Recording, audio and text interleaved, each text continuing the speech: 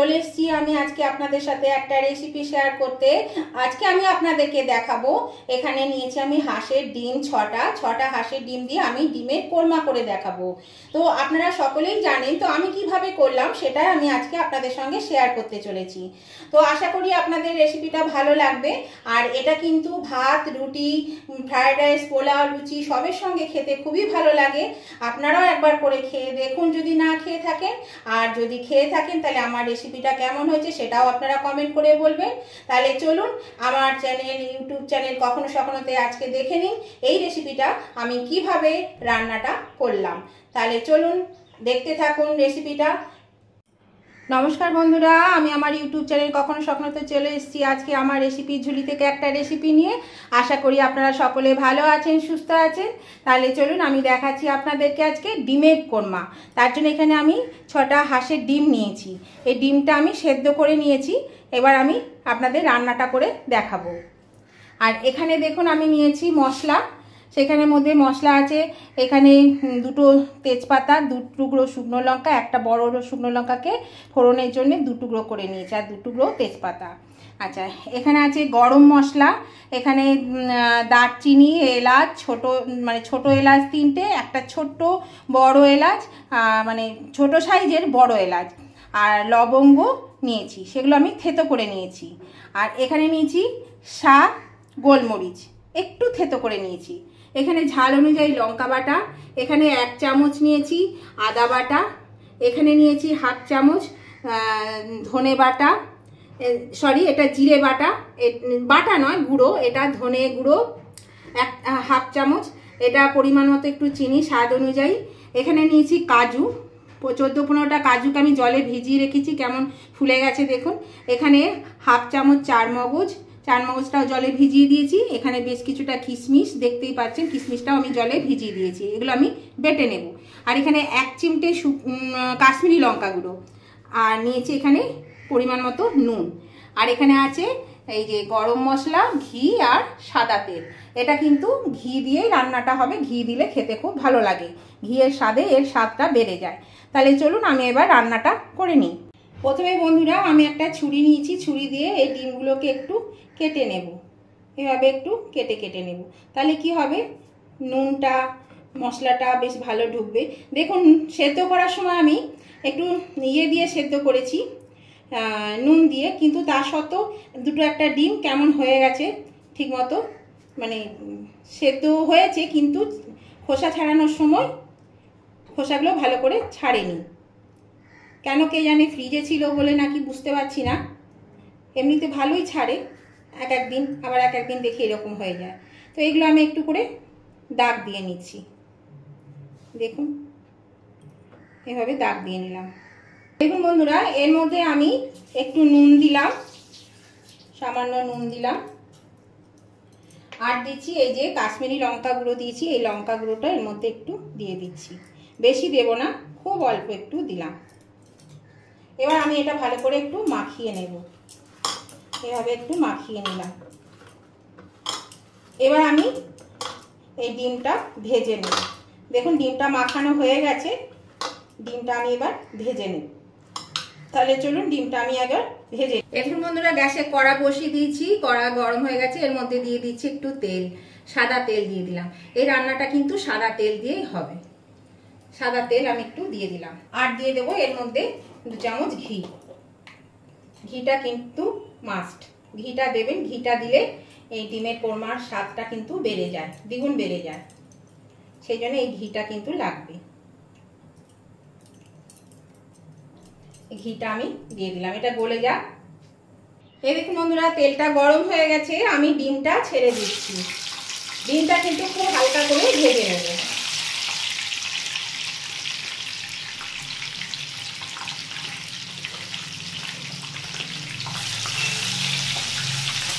এখানে ডিমটা বেশি ভাজলে চলবে না, ডিমটা খুব হালকা করে ভেজে নিতে হবে। এই বন্ধুরা ডিমটা ভাজা হয়ে গেছে, এবার আমি এগুলো তুলে নেব।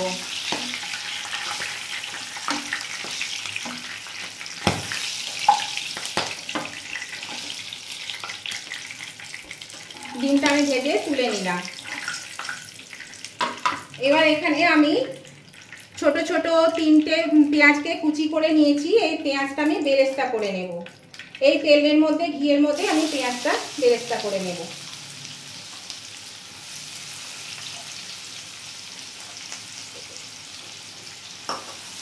বন্ধুরা, পেঁয়াজ বেরেস্তাটা হয়ে গেছে। এর থেকে বেশি ভাজলে কিন্তু পুড়ে যাবে। এবার আমি এটা তুলে নেব, কারণ এটা নামানোর পরেও কিন্তু এর কালারটা খুব সুন্দর চলে আসবে।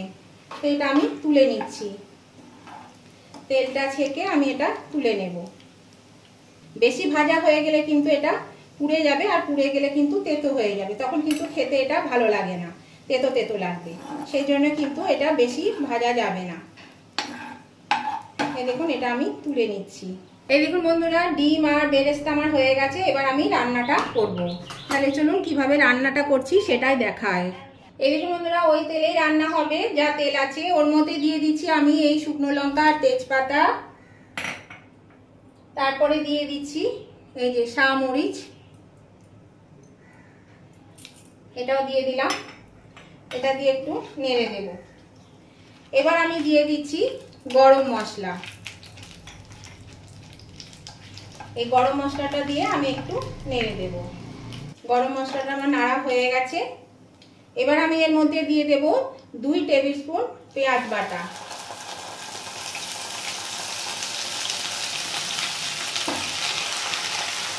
এই পেঁয়াজ বাটাটা আমি একটু হালকা করে ভেজে নেব।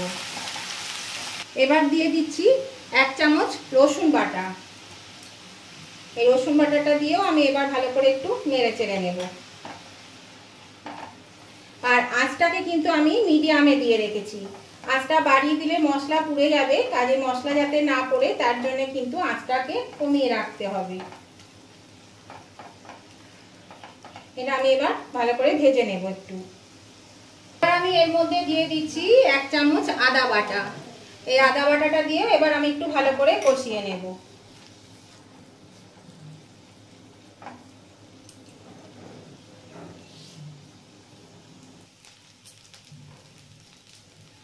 এরকম বন্ধুরা, এটা বেশ ভাজা ভাজা হয়ে গেছে।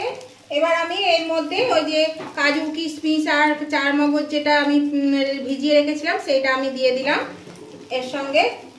এবার কষিয়ে নেব। তাহলে এটা একটু কষিয়ে নিই, তারপরে আবার আমি আপনাদের সঙ্গে দেখাচ্ছি। বন্ধুরা, এটা একটু বেশ কষানো হয়ে গেছে। আর এই রান্নাটায় কিন্তু হলুদ লাগে না, হলুদ ছাড়া রান্না, সেই জন্য এটা সাদা সাদা হবে। এর মধ্যে দিয়ে দিচ্ছি ওই ধনে গুঁড়ো, দিয়ে দিলাম জিরে গুঁড়ো, দিয়ে দিচ্ছি লঙ্কা বাটা, ঝাল অনুযায়ী লঙ্কা বাটা,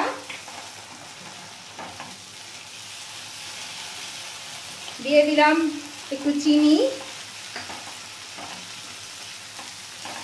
আর যে কাজু কিশমিশ বাটার যে জলটুকু মানে মিক্সি ধোয়া জলটুকু আমার বেঁচেছে সেই জলটুকু এর মধ্যে দিয়ে দিচ্ছি। এতে কিন্তু জল লাগে না, জল ছাড়াই এই রান্নাটা হয়। তো যেহেতু এটাতে বেশ ঘন জলটুকু ছিল সেই জন্য আমি এই জলটুকু এর মধ্যে দিয়ে দিলাম। এবার আমি এটা ভালো করে আবার কষিয়ে নেব। দেখুন বন্ধুরা, এটা আমি কিন্তু ভালো করে কষিয়ে নেব। মশলা যত কষানো যাবে রান্নার টেস্ট কিন্তু ততই বেড়ে যাবে। সেই জন্য মশলাটা খুব ভালো করে কষিয়ে নিতে হবে। আর এটা না নাড়লে অনবরত এই যে তলে লেগে যাবে, কড়াইয়ে লেগে যাবার চান্স থাকছে। সেই জন্য এটা কিন্তু নাড়তে হবে। তো নতুন বন্ধু যারা এখনো আমার চ্যানেলটা সাবস্ক্রাইব করেননি অথচ রেগুলার আপনারা আমার ভিডিওগুলো দেখেন, তাদের কাছে আমার অনুরোধ রইল অবশ্যই আমার চ্যানেলটা সাবস্ক্রাইব করে আমার পাশে থাকুন। আর পাশে থাকা বেলটা অবশ্যই ক্লিক করে দিন, তাহলে আমি যখনই আমার ভিডিও আপলোড করব সাথে সাথে নোটিফিকেশন আপনাদের মোবাইলে পৌঁছে যাবে। আর সবার আগে আপনারা আমার ভিডিও দেখতে পাবেন। আর পুরনো বন্ধুদের এবং নতুন বন্ধু উভয় বন্ধুদেরকে বলছি, আজকের এই রেসিপিটা যদি আপনাদের ভালো লেগে থাকে, পছন্দ হয়ে থাকে, তাহলে কিন্তু দেখতে দেখতে যদি এখনও লাইক দিতে ভুলে গিয়ে থাকে তাহলে একটু করে লাইক বাটনটা প্রেস করে দেবেন। আর আপনাদের বন্ধু বান্ধব আত্মীয় স্বজন সকলেই যাতে পেয়ে যায় তার জন্য কী করতে হবে, প্রচুর পরিমাণে শেয়ার করে দিতে হবে। আর আজকের রেসিপিটা আপনাদের কেমন লেগেছে সেটা জানাতে কমেন্ট করতে ভুলবেন না। অবশ্যই কিন্তু কমেন্ট করে জানিয়ে দেবেন আজকের রেসিপিটা আপনাদের কেমন লাগলো। ভালো লাগলেও কমেন্ট করবেন, খারাপ লাগলেও কমেন্ট করবেন, কারণ আপনাদের যদি পছন্দ না হয়ে থাকে, আমার যদি কোনো ভুল ত্রুটি থাকে, তাহলে আপনারা সেটা জানালে আমি পরবর্তী রেসিপিতে অবশ্যই সেটাকে সংশোধন করার চেষ্টা করব। আর আপনাদের একটা লাইক আমাকে এগিয়ে নিয়ে যেতে অনেকটা সাহায্য করে। আর আপনাদের সুন্দর সুন্দর মিষ্টি মিষ্টি কমেন্টগুলো আমাকে পরবর্তী রান্না উৎসাহিত করে, রান্না করার জন্য, ভিডিও করার জন্য। এটা ভালো করে দেখুন তেল ছাড়তে শুরু করেছে। এটা কষানো হয়ে গেলে কিন্তু তেল ছেড়ে দেবে। তেল ছাড়া হলে কিন্তু আমি আরেকটা জিনিস দেবো এর মধ্যে। এটা কষানো প্রায় হয়ে এসেছে। দেখুন বন্ধুরা, মশলা থেকে তেল ছেড়ে দিয়েছে আর মশলাটা কিন্তু এবার আর লেগে যাচ্ছে না। তো এবার আমি এর মধ্যে দিয়ে দিচ্ছি 1 কাপ দুধ। দুধটা কিন্তু নর্মাল টেম্পারেচারে রাখা দুধ। এই দুধটা দিয়ে আমি এবার এটা ভালো করে নেড়ে চেড়ে ফুটিয়ে নেব। এই যে ভালো করে একটু নেড়ে চেড়ে আমি এটা ফুটিয়ে নেব। গ্রেভিটা আপনারা যেমন চাইবেন, এটা কিন্তু খুব বেশি গ্রেভি হয় না, মানে পাতলা হয় না। ঘন হতে গেলে আপনাদেরকে আরও কাজু কিশমিশ এইসবগুলো দিতে হবে। আর তা নাহলে কিন্তু এটাই অনেকটা ঘন হয়ে যাবে, এটাতেই কিন্তু রান্নাটা হয়ে যাবে ভালো। এই গ্রেভিটা বেশি পাতলা করলে ভালো লাগবে না খেতে, সেই জন্য এটা একটু ঘন ঘন মাখা মাখা হবে। তো এটা এবার ফুটবে আর এর মধ্যে দিয়ে দিচ্ছি নুন। পরিমাণ মতো একটু নুন দিয়ে দিলাম। এবার গ্রেভিটা ফুটে গেলে তারপর আমি আবার ফিরে আসছি। দেখুন বন্ধুরা, গ্রেভিটা ভালো করে ফুটতে শুরু করেছে। এবার আমি এর মধ্যে দিয়ে দিচ্ছি ভেজে রাখা ডিম। এই ডিমগুলো আমি দিয়ে দিচ্ছি।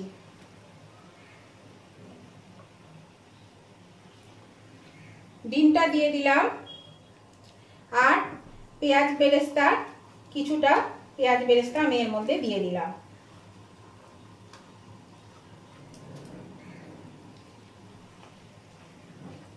এবার আমি এটা দিয়ে মিনিট 5 ঢাকা দিয়ে ফুটিয়ে নেব। আঁচটা একটু কমিয়ে দেব, কমিয়ে দিয়ে এটা আমি একটু ফুটিয়ে নিচ্ছি 5 মিনিট। দেখুন বন্ধুরা, আমি 5 মিনিট পরে ফিরে এলাম, ঢাকাটা খুলে দিলাম। দেখুন এটা বেশ সুন্দর হয়ে গেছে। এবার আমি এর মধ্যে একটু সামান্য একটু গরম মশলা দিয়ে দিলাম, দিয়ে এটা আমি নেড়ে নেব।